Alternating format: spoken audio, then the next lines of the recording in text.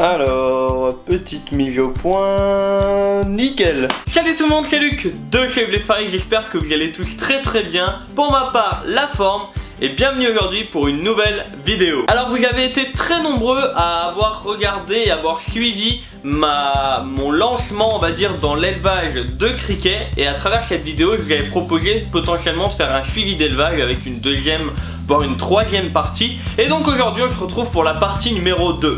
Si jamais vous n'avez pas vu la partie 1, n'hésitez pas à cliquer juste là-haut, là quelque part, voilà, vous trouverez, pour voir la partie 1 et ensuite revenir sur cette vidéo pour voir toute cette vidéo. Alors par rapport à la vidéo 1, il y a eu pas mal d'évolutions effectivement au sein des animaux, pas mal de choses que j'ai appris entre temps aussi et que je vais encore apprendre certainement. Et du coup à travers cette vidéo, on va voir où en sont les criquets, est-ce qu'il y a des œufs ou des bébés. On va également nourrir, j'ai ramené de l'herbe pour donner aux criquets, donc aux adultes. Et on va mettre en place un nouveau truc parce que j'ai pu avoir des retours grâce à vous aussi dans les commentaires sur comment faire des petits détails et ça va être hyper bien et hyper intéressant. Bon alors sans plus attendre, direction le terrarium avec les criquets afin que je puisse vous montrer où ils en sont aujourd'hui. Alors let's go en caméra embarquée, alors ça va sauter un peu dans tous les sens. Alors comme vous pouvez le voir, ils ont très bien grandi. Dans la vidéo 1, ils étaient encore tout petits. Alors les choses, il y en a plein de choses qui ont évolué. Donc la nourriture, je donne toujours la même chose. Et je donne également, donc c'est prêt juste en dessous, de l'herbe. Donc elle est juste ici. Donc à la fin de la vidéo, je leur donnerai. Comme ça ils vont être contents parce qu'ils jettent dessus vraiment. Alors autre point qui a changé, dans la première vidéo, j'avais mis une boîte de ponte comme celle-ci. Avec un peu de substrat, du substrat comme on peut voir là en bas, d'accord. Et il y en a certains dans les commentaires qui m'ont dit Luc, mets plus de substrat. Parce qu'ils ont besoin de pondre en creusant, donc entre guillemets en creusant. Je vous mets là maintenant tout de suite une petite vidéo d'une femelle qui est en train de pondre. Donc on peut voir qu'elle est en train de... en fait elle va dans le substrat pour pondre. Et en fait moi là où je me suis complètement planté, c'est que je pensais que les criquets, parce qu'effectivement je connais des choses sur certaines bêtes, mais j'ai pas la science infuse non plus et j'ai encore plein de choses à apprendre. Je pensais que les criquets ils faisaient des jeux un peu comme les grillons.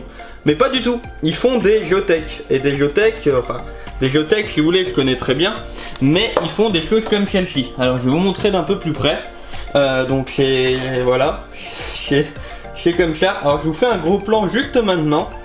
Donc en fait c'est un regroupement d'œufs. Et ça ils vont les pondre dans le substrat. Et moi pendant longtemps je cherchais les œufs, je trouvais rien. Et jusqu'au jour où je me suis un peu penché sur ces choses-là. Et j'ai remarqué en fait que c'était les œufs. Alors aujourd'hui dans la vidéo on va faire un gros changement. C'est-à-dire que j'ai remarqué que pour pondre, ils ont besoin de beaucoup de substrat. Donc je vais déjà prendre une boîte plus grande. Et je vais pas mettre tout simplement. Donc là c'est la quantité qu'il y avait jusqu'à maintenant.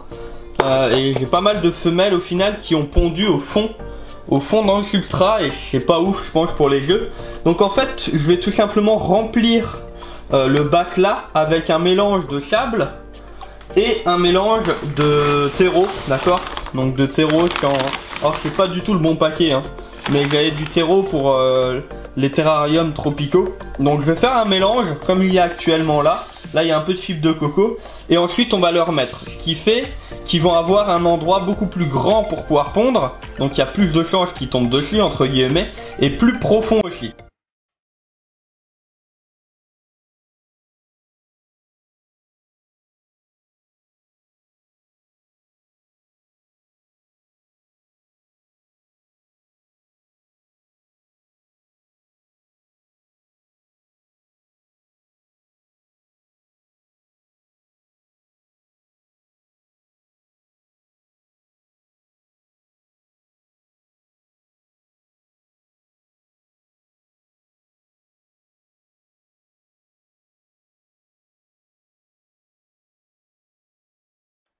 Voilà donc le gros bac est plein, donc comme vous voyez j'ai mis énormément dedans. Au moins je suis tranquille.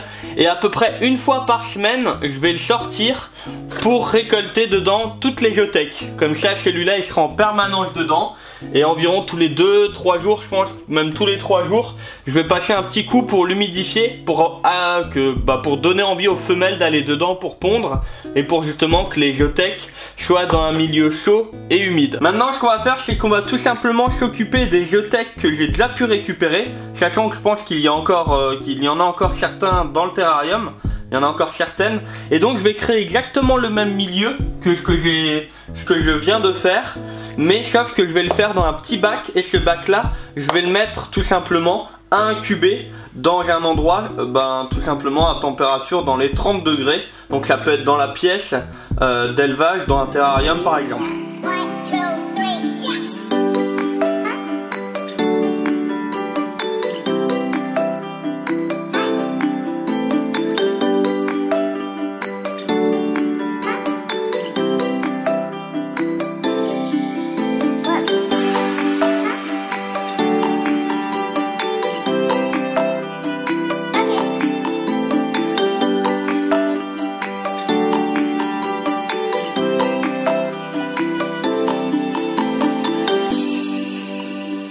Et voilà le travail, donc la partie avec les Jotech qui ont déjà été pondus, et la partie, on va dire nid, enfin coin de ponte, pondoir, on va dire ça, pour les criquets actuels. Donc là, ce bac là, ce que je vais faire, c'est que je vais tout simplement le mettre dans un grand bac comme celui-là, et je vais le mettre à environ 30 degrés. Et on se retrouve donc dans quelques semaines pour voir l'évolution. Et comme ça, au final, vous allez vraiment pouvoir voir moi les différentes techniques que j'ai pu faire et ce qui aura marché, ce qui aura pas marché. Donc là maintenant, ce que je vais faire, c'est que je vais mettre l'énorme pondoir. Alors il est vraiment énorme. Donc là, ça va peut-être voler un peu dans tous les sens, mais c'est pas grave. C'est pour la bonne cause. Alors on va mettre la gamelle de côté. Et là, je vais tout simplement le mettre à l'intérieur. Hop, voilà, il y en a un ou deux qui ont volé sur moi. Toi va là-bas et toi va là-bas. Voilà, donc j'ai mis dedans. Alors là-bas derrière il y en a. Je vais faire en sorte qu'il puisse y avoir accès en montant là. Je vais mettre la nourriture et l'eau à leur place. Et voilà, le nid, le pondoir on va dire, est en place. Et voilà d'un peu plus près. Donc maintenant il me reste plus qu'à mettre l'herbe. En général l'herbe je la mettais en vrac, mais là c'est vrai qu'au niveau de la place c'est un peu plus compliqué. Donc je vais la laisser là-dedans et je vais tout simplement la poser dans un coin. Après tout, c'est des criquets, ils peuvent sauter tout ça, donc je vais la mettre juste ici. Devant j'ai encore les petites boules avec l'eau et la nourriture de poule. Et maintenant ils ont un énorme pondoir, vraiment big hein, donc voilà. Pour ceux qui n'avaient pas vu la première vidéo, j'ai mélangé du sable avec pour que ce soit moins compact et qu'ils puissent quand même pondre correctement. Juste petit détail purement personnel, je vais légèrement décaler le bac vers la droite. Comme ça, si jamais il y en a qui se retrouvent sur le côté comme actuellement, ils peuvent quand même sauter pour sortir. Ça évitera qu'ils se coincent derrière et qu'ils meurent. Voilà les petits détails. Donc voilà en gros mon terrarium élevage de criquets actuellement. Donc on verra bien ce que ça va donner dans quelques temps. À savoir que là ils sont déjà très jolis. Il y en a pas mal qui sont cachés maintenant là-bas en dessous. Et dites-moi aussi dans les commentaires ce que vous en pensez hein. Voilà, comme vous pouvez le voir, il y a eu une très belle évolution, mais c'est pas fini. Moi je vous retrouve vendredi prochain 18 h pour une nouvelle vidéo. Pour ceux qui ne l'ont pas fait, n'oubliez pas le pouce en l'air, le petit commentaire si vous avez des choses aussi à dire. Et surtout, n'oubliez pas de vous abonner, activer les notifications hein, parce que j'en ai énormément qui me disent qu'ils ne les reçoivent pas. Et je vous dis à la semaine prochaine. C'était Luc de chez Bléfaris. Prenez soin de vous. Prenez soin de vos proches et prenez soin de vos animaux. Je vous dis à très bientôt. Ciao ciao tout le monde.